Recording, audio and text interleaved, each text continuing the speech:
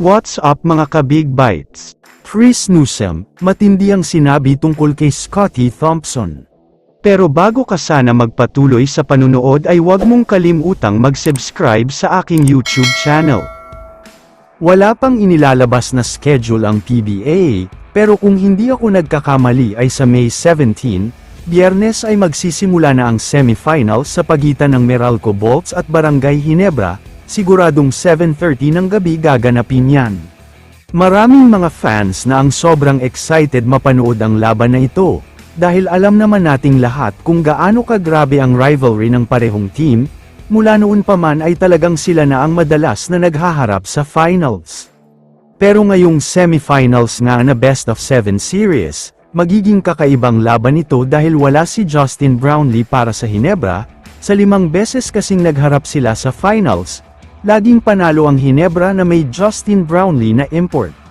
Pero dahil nga All-Filipino Conference ngayon, aasa sila sa kasalukuyan na lineup nila at walang kahit sinong import, magiging magandang laban talaga ito dahil masusubok ang husay at galing ng parehong team, lalong-lalo na sa mga adjustment. Pero ayun na nga mismo sa star player ng Meralco Bolts na si Chris Newsom, isa daw talaga sa pinaka-pinangangambahan ng buong team nila ay itong si Scottie Thompson, dahil alam daw nila ang kalidad niya bilang isang player. Sa mga nakalipas na finals na nagharap daw sila, akala ng lahat ng mga fans ay si Justin Brownlee lang ang dahilan kung bakit nananalo ang mga ito, pero ang hindi alam ng karamihan ay malaki ang contribution ni Scottie Thompson sa kanila. Sa katunayan, sa tuwing nakakaharap daw nila ang Ginebra, si Scottie talaga ang pinaka-pinaghahandaan nila, at naghahanap daw sila ng paraan para mapigilan siya. Ang madalas nga daw na nasa game plan ay ang tanong na how to stop Scottie.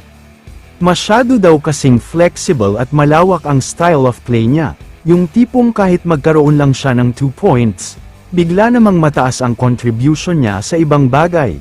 Pero minsan naman ay biglang nagiging scorer kaya ang hirap talagang mapigilan.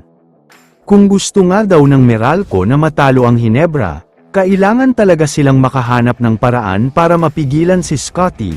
Kung hindi nga daw mangyayari ito ay siguradong maliit ang chance nila na umabante sa finals.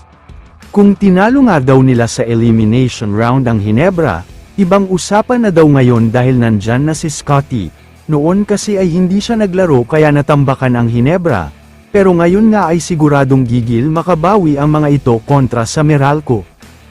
Kaya naman kung kayo ang tatanungin, ano ang masasabi nyo sa balitang ito? I-comment mo naman ang opinion mo tungkol sa tanong na ito. Dito na muna nagtatapos ang video na ito. Maraming salamat sa panunood mga ka-Big Bites. God bless sa inyong lahat.